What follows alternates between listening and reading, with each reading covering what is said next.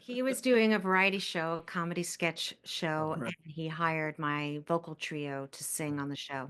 right. And this was in New York City, and we fell in love. And we moved to Newtown in 2007 after we had two kids. And as you know, one of our children, our younger son, was killed at Sandy Hook School in December of 2012. But his name was Benjamin, and Ben was also musical. How do you rebuild hope after life hands you an unspeakable tragedy? David and Francine Wheeler of Newtown, Connecticut were confronted with this question in a monumental way when their beautiful son Ben was murdered at Sandy Hook Elementary School. The authenticity and beauty of their approach to life is truly inspiring and uplifting. Next, on the Athena Project, David and Francine Wheeler. Well, I just can't thank you guys enough for being with me. And it's kind of funny to see us in this kind of context instead of just hanging out. But for everybody who's watching, I just have the great pleasure of introducing David and Francine Wheeler in Newtown, Connecticut. And we're going to talk about the arts. And the arts as it relates to a lot of big topics, how the arts can be healing, how the arts can be inspiring, instructive, uh, pulling communities together for all number of reasons. And so this is going to be an important part of our conversation when we address the larger issues of healing the heart of America. Big part of that will be the arts. So David, I'm going to pick on you first and ask you to just give us some of your big thoughts about your life with the arts. Tell everybody who you are a little bit, what you do, and some of your thoughts about the arts. Sure. Thank you, John. We appreciate your offer to do this, and it's nice to talk to you. And I'm sorry we're not hanging out. Yeah. We will hang out soon. Yeah, we'll do Uh, that. Yeah. so, I got out of school with a degree in liberal arts and the theater, and I moved to New York City to be an actor, and I was in the city for 20 years pursuing that goal. Um, and the thing that strikes me about performance as an art and many other kinds of artistic endeavors is that they require a group of people to be together at the same time in a specialized location. And these specialized locations, theaters or other performance spaces, often when everybody assembles there and congregates, has the same effect for me as any kind of religious institution, any kind of religious gathering. It's the same sort of feeling I get. So in a larger sense, um, one of the things that the arts do particularly well, especially theater, dance, music, is that they bring people together in a larger space to commune. And that sense of communal experience, a shared experience with someone you've never seen before and will never see again, and they're sitting right next to you, is a very important part of what makes us essentially human. Mhm. And to work to provide those experiences for people is the first step, I think, in bringing people together in a way that can help solve some of the division and some of the problems we have. How many times have I've happened to me plenty of times, I know, and I wonder how many times you've walked out of a movie even with a group of people in a movie theater Yeah. or a play or Yeah. a musical experience or Mhm. whatever. Walk out of the venue and you think, I don't think about that particular thing the same way I did when I walked in. It Mhm. changed just the tiniest little piece of me. You Yeah. may not be aware of how big the pieces of you that changed. It may change later. It may get bigger, Mhm. it may get smaller. But the point is, you walk out and you think, the old adage, right? Somebody walks out of a movie and they, well, that makes you think. That movie makes you think, right? Or that play makes you think. We hear that all the Yeah. time. Yeah. But Yep. that's the point. That's the whole point of this Yeah. experience. And that's why the arts are so incredibly powerful and so incredibly necessary. Don't you think? I mean, it's really true. And it almost provides us with an experience that we can then work to get language for. And Right. it's that kind of digging for language to put on this shared experience that Right. cultivates the finer elements of what it means to be human and the shared elements. Right. So yeah, Franny, what do you think? Well, I met David in the arts many, many years ago. Hmm. And You met him in the arts? Like which art did you meet him in? well, he was doing a variety show, a comedy sketch show, Right. and he hired my vocal trio to sing on the show. Right. And this was in New York City, and we fell in love. And we moved to Newtown in 2007 after we had two kids. And as you know, one of our children, our younger son, was killed at Sandy Hook School in December of 2012. But his name was Benjamin, and Ben was also musical. He was playing piano. His older brother was playing piano. They were musicals. They sang. We often say we think Ben had perfect pitch. All these things are true. But David and I have lived in the arts our whole lives. It's funny when I was thinking of, what I was going to say today, and I was Yeah, thinking, oh, I use the arts. But that's so, yeah, I use the arts. But yeah, here's how I use the arts. yeah. I use the arts to release uh, tension in my body, even now, since, Mm, I use the arts to show Ben I still love him. I mm, use the arts to share my insides of my soul. yeah, I also use the arts to help me when other people share their souls, or I hear a song, or I'm a singer-songwriter, I'm a teacher, I'm an actor. I believe that music and the arts is a pathway for so many people in pain. But mm, bigger than that, mm. I think I think one of the things about the arts that, and we're speaking in very general terms, I Yep. know that, um, but the arts gives a sense of, in a way, it's inclusive, because it really doesn't mean that you can be whatever point of view you want, but Mm, as David said, it is a shared mm, experience. mm, And so it feels very inclusive. It mm, feels very communicative. Um, it can be very inspirational, but it also, for me, is one of the ways that I move forward in grief. So there's a whole bunch of things, yeah, we're talking so many about. things. Yeah, Okay, but they're all important. yeah, They're all yeah, let's dig a little bit. I want to understand what you just said a little bit better. So you laid out several arenas or areas in which it's been helpful in the way you engage the arts. And you comment on like some of the effects that it has. It helps with healing, it helps with understanding things, it helps with instruction. How? How does it do that? You mentioned the communal part, but what else is it about the experience of an art well, that does those things? you know, if something is if something in the arts really hits you, like as David said, if you see a movie or a play that really you can identify with, we call that, it has a universality. Is that the word? Yeah, It's just universal. yeah, It's something that, I don't care what point of view you're coming from, we've all had loss. yeah, We've all felt fear, right? And we're speaking yeah, in very, very general right. terms. But the irony there is, the more specific that the art is, Mm, the more particular mm, and specific and identified of the artist, of the work that he or she or they are doing, right. more universal it Yeah, becomes. yeah, Right. yeah, yeah. Right. That's And true. with that in mind, I think, I mean, my opinion is that if you're going to use the arts, an artistic medium, to try to change people, right, to try to realign someone's perspective on whatever, you're going to have to, by nature, I think it's necessary that your work be just the tiniest little bit admittedly subversive.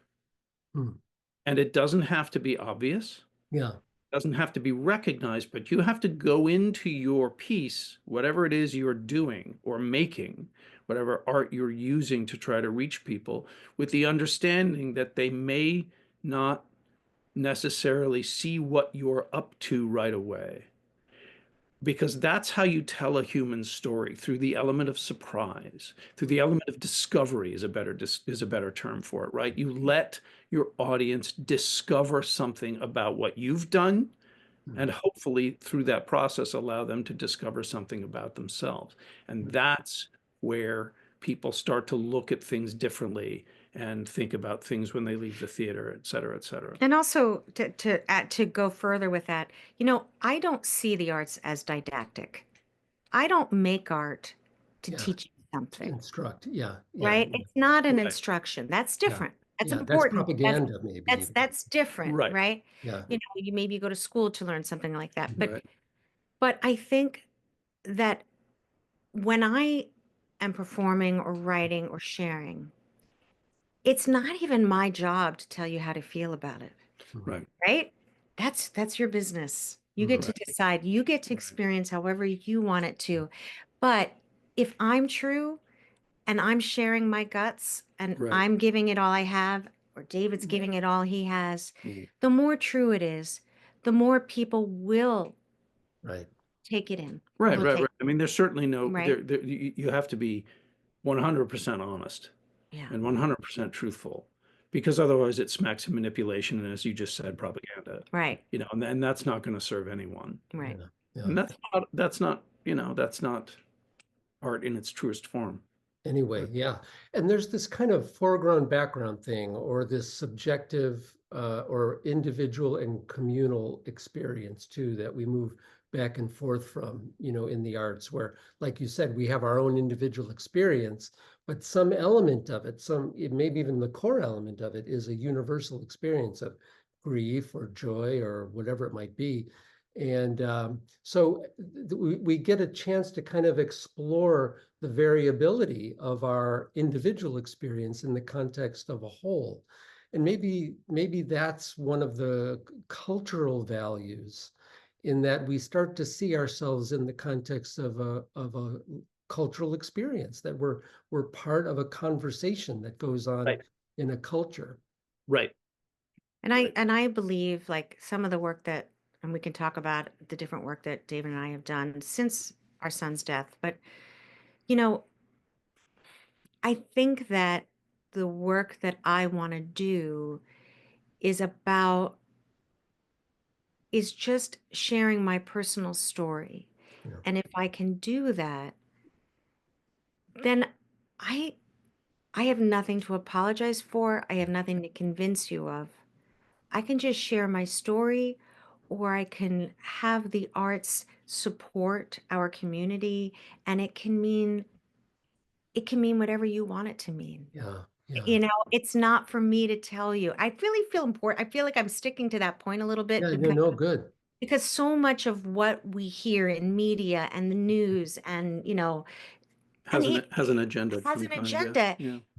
But the real agenda often that David and I have, and I'm using us together because we both believe in this, I know, is that our agenda is honesty. Our agenda is Right. being Truthful. truthful. Our agenda is about, we want it to be really valuable Right. work. And that circles back to what you said at the beginning about the specificity being the universality of it. Mm-hmm. Because if Yep. you're specific and honest, Yep. that's all you can be. Yeah. That's Yeah. all you can do. And that will create a more universal human experience for anyone Mm-hmm. who sees what you're doing. That's right. Now, what does that say about human nature? That's so profound, to think that an individual being truly authentic and honest with their experience, that will resonate Well, universally. but as people, as a species, we're Mm. hungry for that. Yeah. We crave that. We crave a connection with something outside of ourselves. And that is what has produced the greatest from our species and the worst. And the worst. It's a double-edged sword. Yeah. So that craving of a connection, to be part of something bigger, to understand something greater than yourself, to be able to say to a group of people, or a larger assembly of people, I am this, or I am part of this, or I have experienced this, Mm. this. I mean, we could get lost in the weeds of how people validate their existence, et cetera. But the reality is, if you tell a story that is specific and honest and truthful, Mm. even if it's not in a subject matter that may be of interest to this or that person, there is going to be a thread of connection that cannot be broken. And it is the essential nature of our communication. You can have that even watching somebody play guitar in You their can, beauty and their of course, of course. and their of course. in the way that they You play. know, and that takes us to the topic of resonance and empathy and understanding other people, whether you want to or not. Mhm. Um, And I don't care where you are in the political spectrum, which I don't really get interested to talk about that much with the arts. I really don't think No, they're me neither. it's different subjects, but Mhm. it doesn't really matter where you're coming from. Yeah, right. It really doesn't No, the truth because will surface. we're all humans, yeah, okay? We're yeah, all humans. We're being so general here, Right, right, right. but we are humans with experience and points of view, but we mm, all share love or lack of love.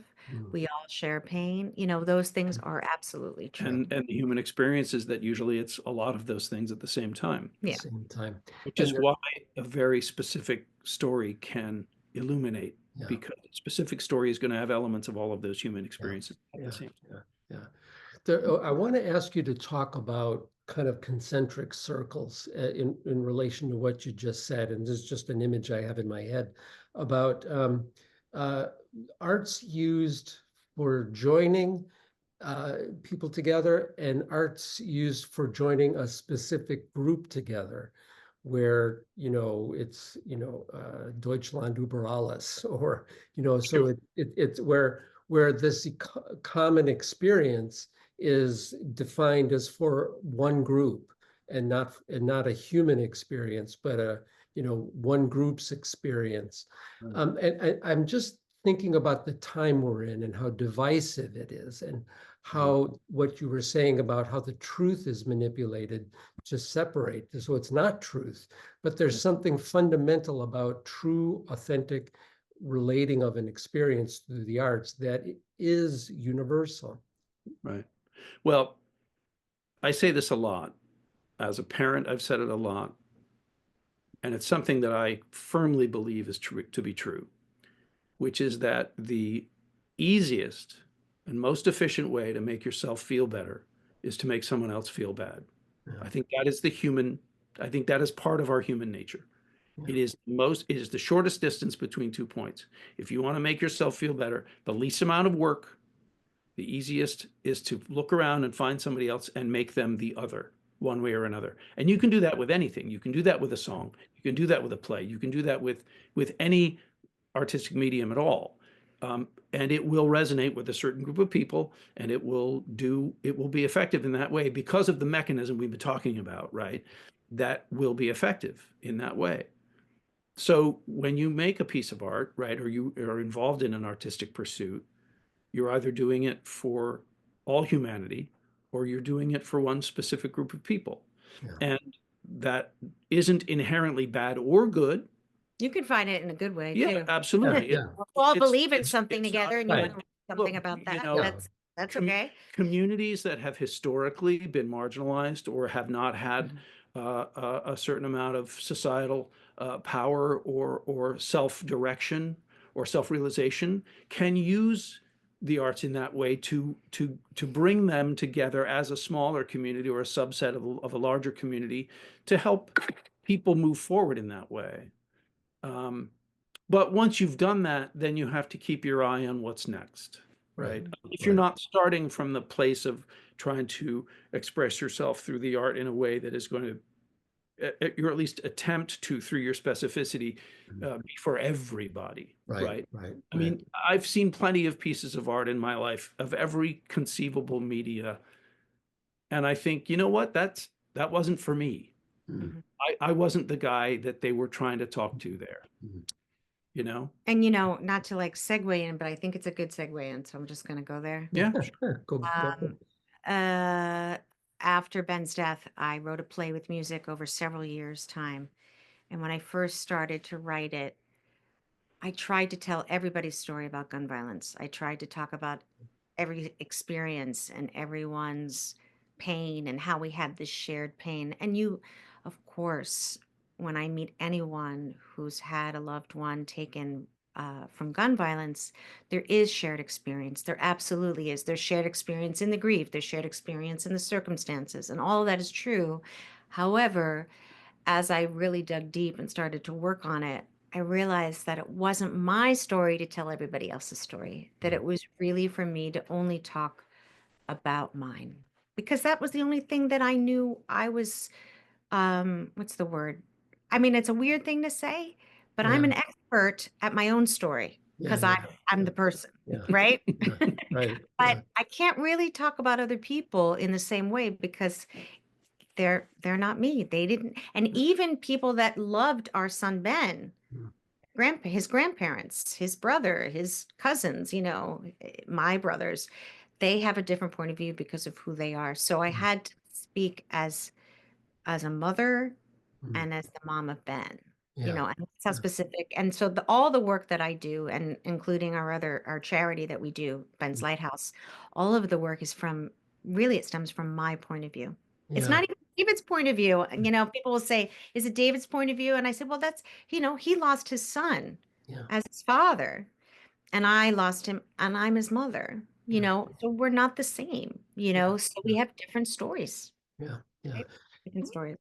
To tell that story or to come to that realization though took some time, right? Because yeah, was there a time where you just needed to regroup and that telling the story was more than you could bear, and but then at some point it became part of the honoring process of honoring his life, and what can you speak to that? Yeah, it's been 12 years since Ben died. I would say the first 3 or 4 years was just writing, talking, thinking, listening, and then stopping a lot.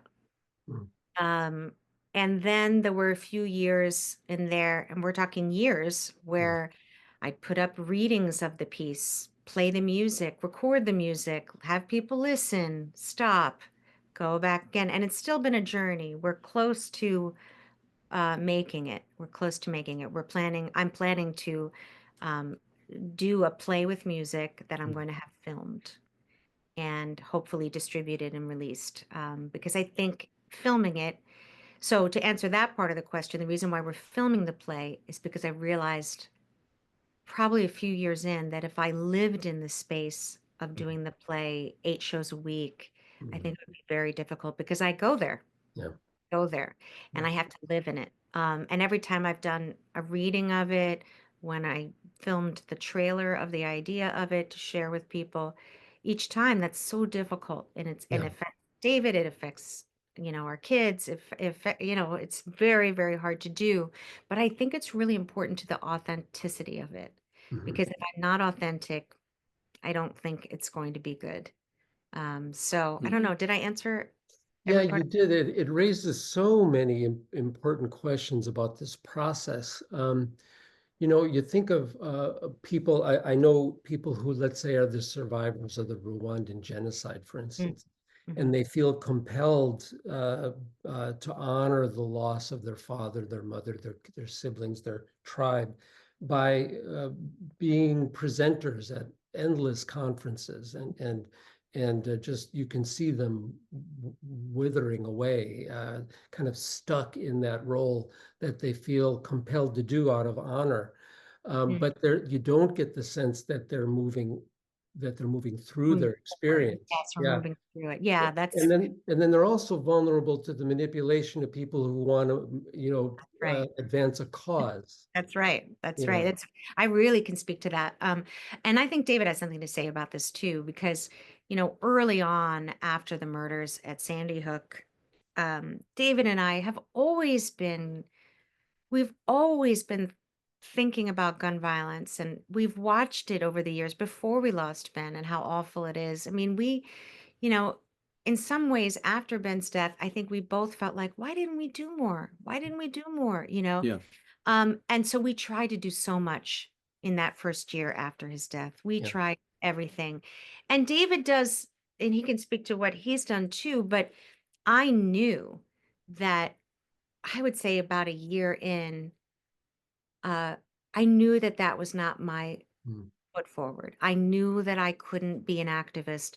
I knew I couldn't continue to go to Washington.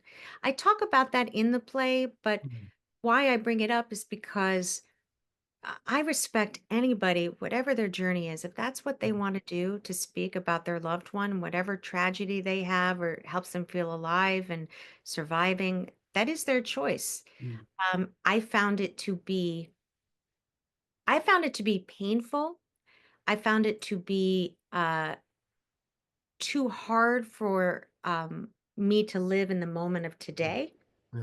Yeah, And I just said, right, when I'm working on the trailer, when I'm working on the rehearsals for right. the play, it's very hard. If I Yeah, had to live in it yeah, yeah, yeah. 24/7 for the rest of Right. my life, Right. oh, I plan to do this play. I plan to film it, and then Mhm. I plan to release it and say, okay, now I'm going to go do this Yeah, over yeah, here. and move from No, there.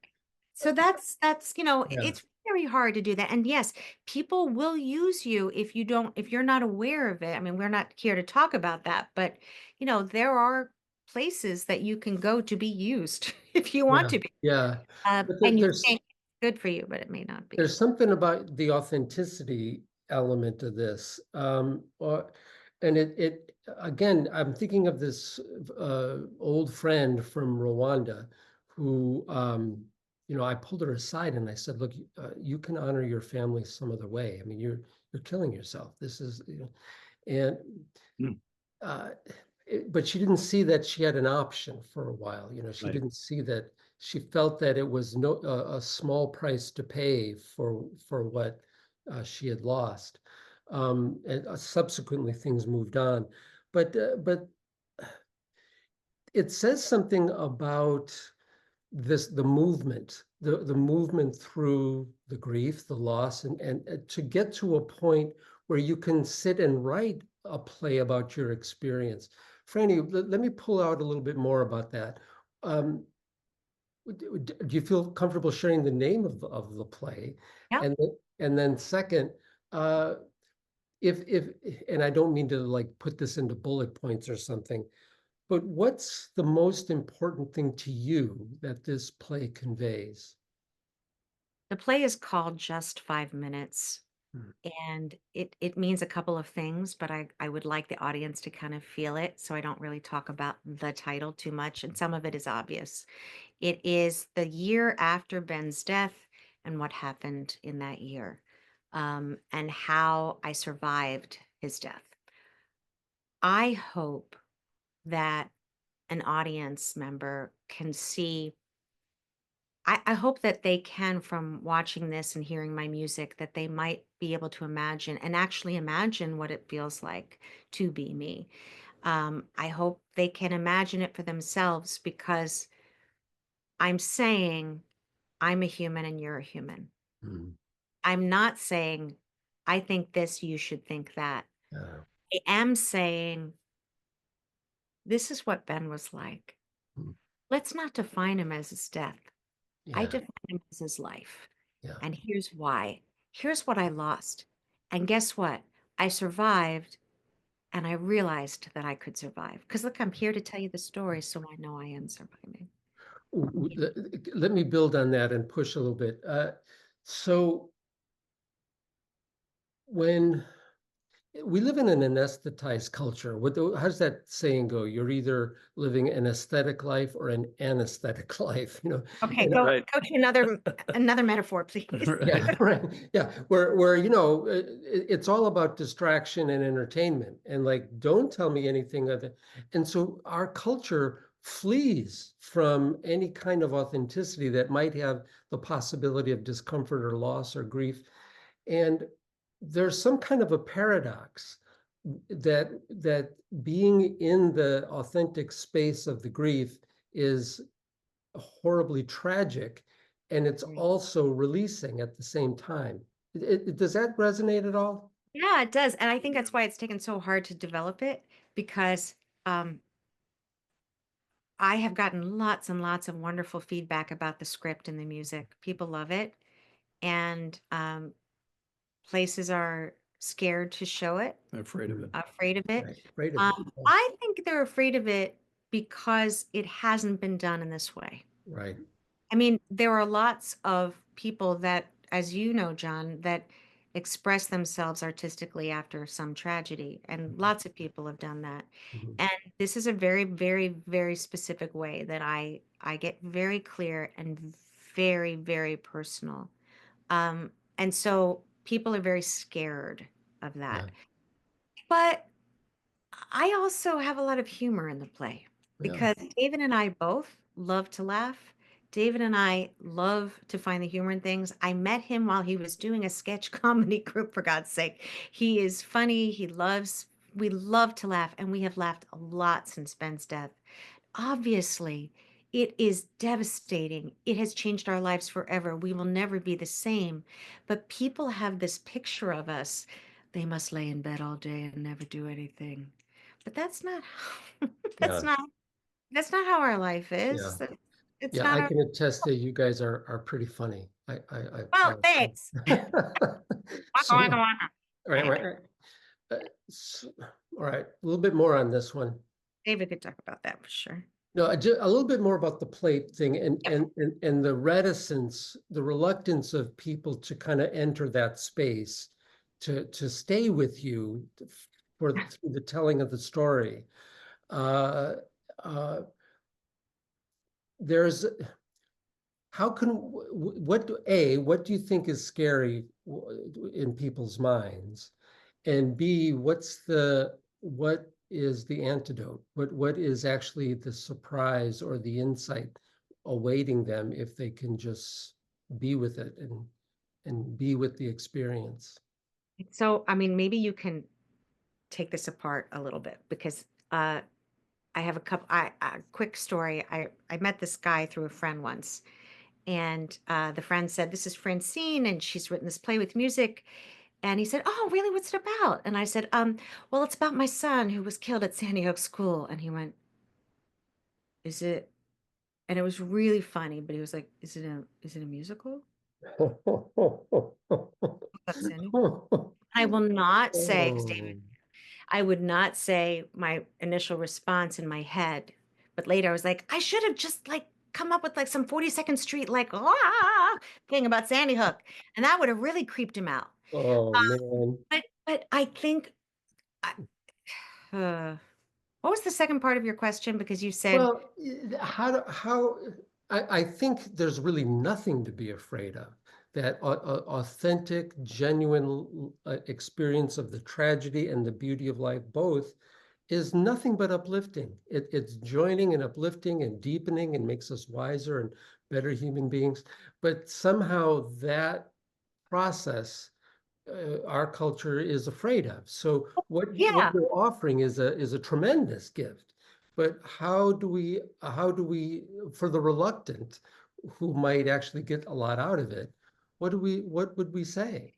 Well, if I were to talk to somebody, I would say, here's something that a lot of people experience. A lot of people choose to be parents and have children, and they Hmm. have this joyous little baby, right? And they raise this baby and they love this baby. And then the baby says, "Oh, by the way, I'm going to move to Australia when I'm 22, right? I'm going to leave this wonderful." So you raise this beautiful human and they move far away from you and you see them once every couple of years and they have their life over there. Now, that is joyful that you were able to build and raise this beautiful human, and it is devastating to so many people when they have to say, "You're grown. I can't control what you do anymore. You have to go and be on your own." So there's a grieving process for parents of adults because it's very scary. It's sad. And yet, look at this beautiful gift, Yeah. right? You had the gift of giving them life. They gave you the gift of all this joy and all the shared experience. You raised them, and then they leave. Hmm. They go. And that's really hard. And so many people go through this, right? Sure. So Yeah. many people experience it. Think about it. If somebody said to me once, if if God were sitting here next to you and said, "Okay, Francine, I'm going to give you a baby. His name's going to be Ben. You're going to name him Ben. He's going to live for 6 years, 3 months, and 2 days, but then he's going to die. Do you want him?"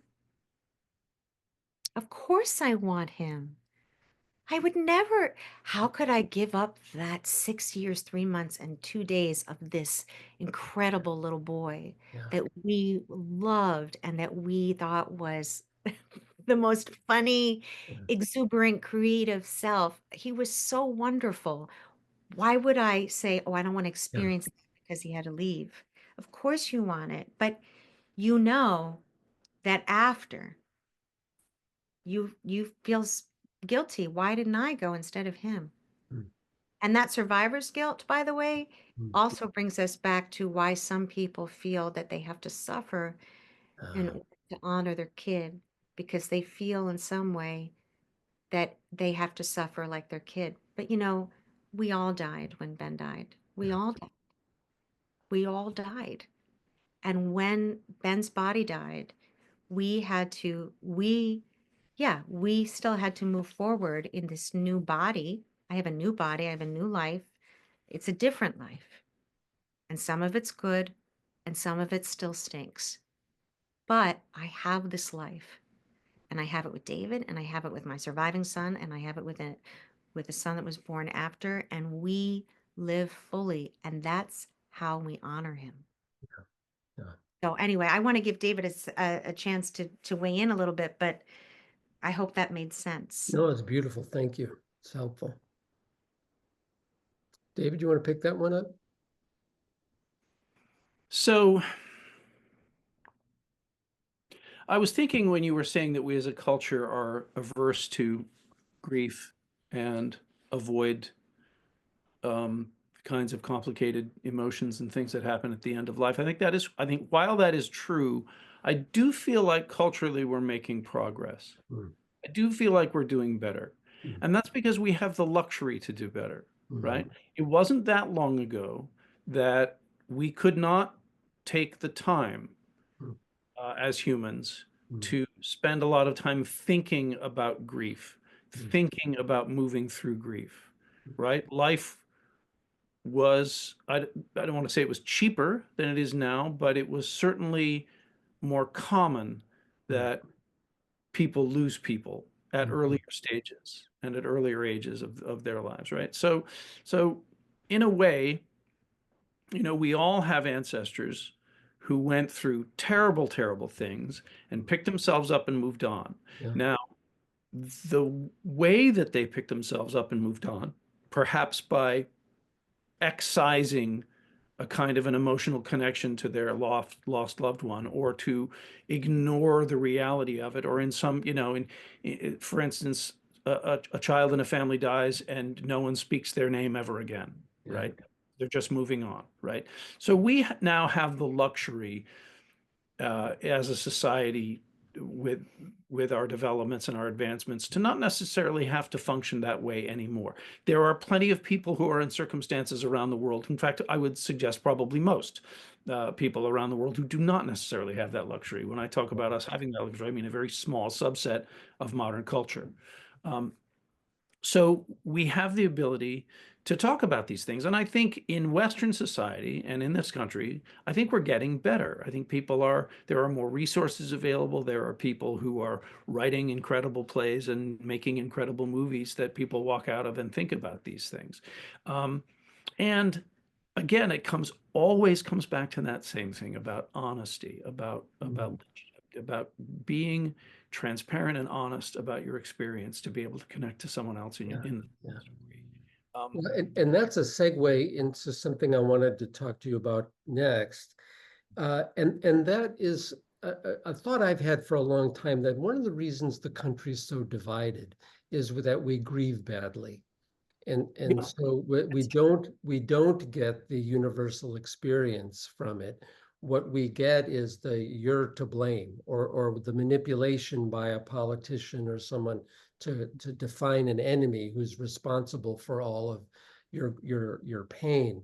And that's, well, it's really the prime motivator for doing this whole exercise, is because we need to humanize our relationships with each other, and the whole spectrum of from joy to sorrow and everything in between. Which and we need to help our kids do that, right? We need to help our kids be embraced by life and to embrace it. And that leads me to Ben's Lighthouse. So what can you tell us about Ben's Lighthouse, Francine? Well, Ben's Lighthouse has been around since the tragedy at Sandy Hook, 12 years. And for the last 8 years, Ben's Lighthouse has existed primarily as an arts organization to help children empathize, learn to be self-aware, and follow their heart through light. That's what we say. It's a big metaphor, but essentially it's a program that we do to help kids understand themselves and to move forward, good, bad, in between, whatever it is, to being honest. We don't have a lot of places where kids are um, told that their feelings matter, that they're allowed to express their feelings, and that it's okay to feel whatever you feel. Mm. And it may not be what other people feel, and that's okay too. We don't have time for that. We try at Ben's Lighthouse to to give kids a chance to feel their feelings, but they're not sitting and feeling it. They're doing the arts. They're experiencing a puppet show. They are doing arts and crafts based on the theme of the puppet show.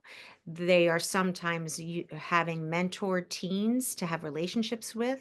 They're working as groups together on an artistic project, and they're all doing that through original scripts and music that I wrote to help children um, feel included and belonging. Yeah. And so it's an artistic experience. It's everything we've just been talking about.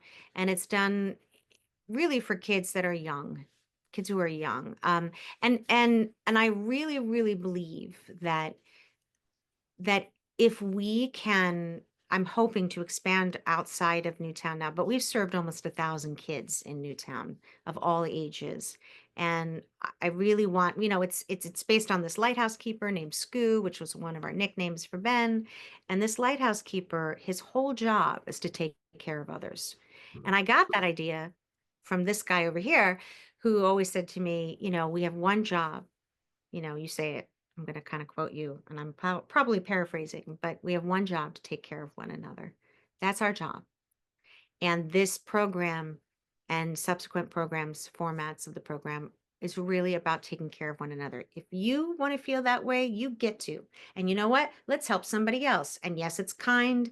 And yes, it's social emotional. And yes, it's the arts. And yes, and yes, and yes, because we really feel we Yeah. need to lift our kids up. If a child doesn't learn or isn't supported in the journey to understand that their feelings matter and their emotional life matters, Mm. and that there are tangible, healthy ways to express themselves and to take in the expressions of others. Mm. If a child doesn't learn that, then that adult will never be tolerant. Right. Boy, A that's child who powerful. grows will grow into an intolerant adult. Yeah. And I believe what's affecting us, one of the descriptions you could use to describe what's happening in our culture now, is a dearth of tolerance.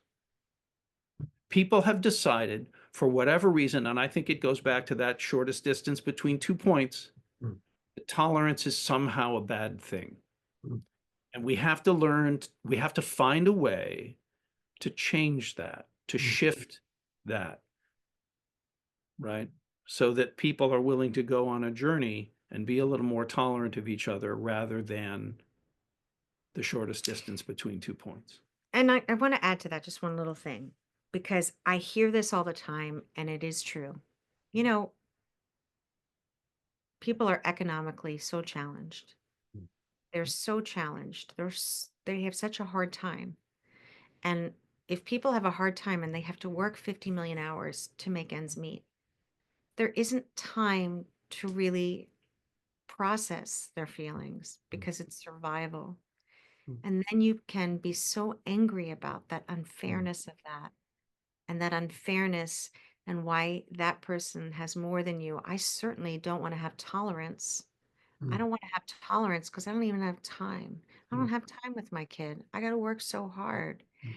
But if we can provide ways Mm. for kids to have time, then they're going to value it so much. And it's going to help build for them something that is what David's talking about, that Yeah. that Yeah. openness and opening your heart Yeah. Yeah. as adults. But it's, as we know, right? Complicated stuff, so Mm. many different layers, so many different things that are problematic for adults today. But we need as a culture to grieve better. We need as a culture to talk, or at least exhibit freely how we feel. Mm. And now it's you're either that way or this way. You have to be black or white. You Yeah. have to be good or bad. And it's just not, and the Mhm. arts is the first place that'll say, no, Yeah. we Yeah. don't believe in black and white. We believe in many, many colors. Thank you. And color. Yeah, I love that. There were studies done in the 60s, I think, about the ability of teenagers to describe themselves to themselves. Right. And you would ask these teenagers, well, what are your strengths? And they would typically have a vocabulary about themselves that was 3 to 5 words long. So they were nice, they were funny, and they were maybe kind or happy, but that was it. They had no other language to explain themselves and their experience to themselves. So that makes you both really anxious because you don't understand the world and what's happening to you, but you also are vulnerable to someone telling you what you're feeling and Mhm. telling you what the meaning of your feeling is.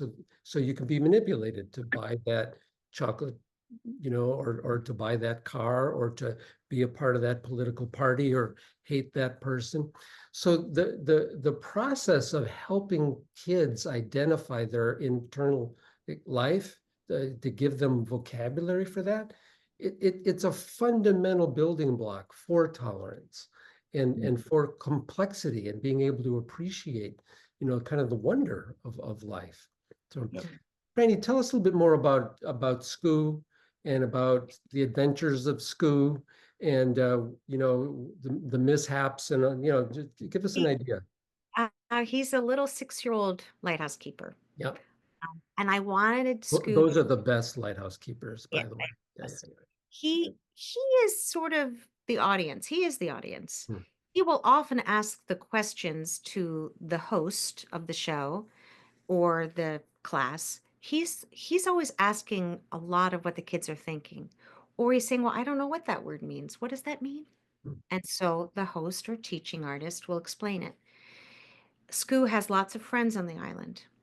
And like Winnie the Pooh, when Winnie the Pooh's friends had different personalities, Eeyore was depressed. Maybe Rabbit had obsessive compulsive disorder. We don't know. But he had actions that might have Yeah. that. In the Isle of Skoo, we have Shelley the clamshell, who's very, very, very scared of making friends, very shy, and stays in her shell all the time. We have Sasha the seahorse, who feels that if she's not perfect and doesn't make a mistake, she's not going to be loved, right? We have Freddie the foghorn, who has terrible anxiety and doesn't know how to be helpful and doesn't want to make a mistake as well. A lot of them don't Yeah. because they're scared. Ralphie the rough wave, he has a lot of anger and he feels anger all the time. Yeah. He doesn't know how to deal with it when they happen. We have Don the clownfish, and he tries to joke, but sometimes he hurts when he jokes, and he can hurt others because he's small and he doesn't like being small. Mm. He lashes out at others because he feels it's unfair to him, Yeah. you know. So they all have these personalities. I had this one show that I do about Sasha the seahorse, and we're playing a game called Lighthouse Simon Says, which is just like Simon Says, where Lighthouse Simon Says, and then you do the thing. And the host or the teaching artist asks the kids to do all kinds of physical movements, but Sasha can't do them because Sasha doesn't have arms. Right. Sasha has fins. Sasha doesn't have the nose that's the same size as the kids. Her nose is long, Mm. and it's really not quite even a nose. She Mhm. doesn't have feet, she has a tail, and she feels she doesn't belong, Yeah. feels that she is not heard, and she doesn't want to play anymore, and she wants to run away. And you know what? The teaching artist has made a mistake and has to apologize. Oh, Has to share with Sasha that maybe they weren't inclusive. right. Maybe Right. it doesn't matter what color you are or what size you are, or if you have arms or feet or fins or whatever. So those are the kinds of things that we Cool. experience as together as a group that makes us maybe think about that, Yeah, and yeah. help us kind of face that happens. Boy, that's a great one. That these kids are learning something I learned in my 30s. I remember in my training to be a psychiatrist, you'd record a session with a patient and you'd bring it to your supervisor to be humiliated. And and you never got past like the first minute of the tape because there was so much going on. And I remember I said something to a patient and I was just convinced that I ruined their lives, and that it was over, and then who was I kidding? Probably ought to be a plumber, or I just that it was over, right? And so I just really sheepishly brought them my supervisor the tape recorder, and we played it on, and he said, he listened, he goes, okay, well, what's the next most skillful thing to do? And 4 years of that training, that was the most important 20 seconds of the whole thing. It's not over. It's a process. It's a conversation. You don't have to be perfect. We're in dialogue with people we trust. So I could go back to the patient and say, I think I really messed up. I thought I ruined your life when I said this. And I've been worrying about it all week, and I just wanted to get your opinion. So my mistake became part of the conversation. Yeah, and it helped Right. them to see that you were human too. Well, that And was also, easy to show. Yeah. Yeah. yeah, and that we're just people helping each other. We're just Yeah. trying our best, right? We're just walking each other home. Yep. Yeah, Yeah. I like that. Yeah. You guys, this has been fantastic. Any wrap up kind of comments you have? Anything lingering? I just want to thank you for doing this work, John. You're always coming up with some incredibly creative, smart, sensible way to try to make things better for everybody, and we're very grateful for that. Well, I'm just so grateful to have you guys in my life, and I want to share you with everybody who watches this. So don't be surprised if I come knocking again, and Okay. we do part two. Absolutely. Anytime. Okay. All right. I'll let you then go, and then we'll talk soon. Okay, Great. take care. Thanks, I John. love you guys. All right. Bye. Bye. That's it for today's episode of the Athena Project on the arts and transformation. Get a healthy dose of upliftment every Tuesday with more episodes of the Athena Project, which is brought to you by Healing the Heart of America, where every day we have a different theme to bring unity to the country and upliftment to hearts. I'm your host, Dr. John Woodall, reminding you we need each other.